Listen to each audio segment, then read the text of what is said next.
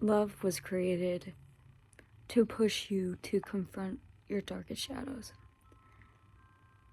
To feel safe enough to confront your darkest shadows. You think of a child who just came into this world and is trying to perceive what is danger and what is safe and what is good and what is bad. And this child learns through the experience of the reactions of those around it.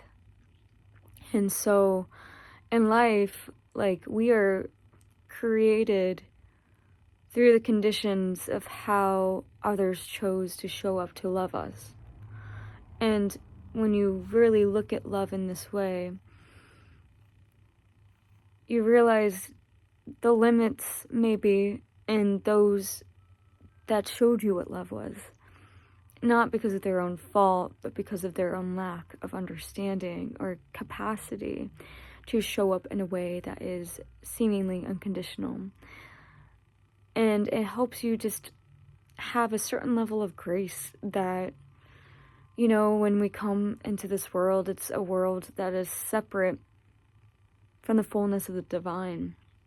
You know, like, many people live on this planet and do not believe that they were created with purpose. They believe that they are just a happenstance. They were not intelligently designed by a creator with an idea of who they can be. You know, and that's okay, you know, having a nihilistic point of view of life, that's fine. There's something valuable and in that too. But for me personally, it's equally so in a weird way to say. The amount of purpose that you put to your life is really, that's the metric that will matter most to you.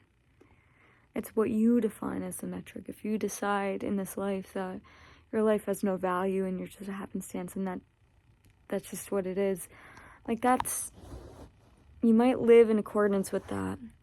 You might be okay with living not to the highest level of love. Or maybe you will. I mean, what can I say? I really genuinely don't know, but this is more so a thought process, and I know this is a little off topic, but I feel it goes into that because it's like, love is unconditional, and love is meant to push you towards your greatest destiny. And if you genuinely believe that you are eternally loved and created with intention, then when you experience in your reality the opposite of that, you know, but still have the knowing that that's the truth for you, then you will have even more capability to confront your greatest fears, embrace them, turn them into your true power and destiny. And yeah, I don't know, it's just fascinating. It's a fascinating thing to think about. Contrast is good. It's like pulling back the bow so the arrow could be projected forward. I say all that to say that I believe that you're here for a purpose, that you won the lottery. You are the lottery ticket. You are the lottery ticket. My friend said that the other day, and I was like, yeah, that's good. That's true. And it's, I mean, 1 in 4 trillion of a chance that you're existing. To me, that's pretty amazing. And I look at everyone through that lens of, like, they're a miracle to be here. So, like, even though I might not understand them, they're still miraculous.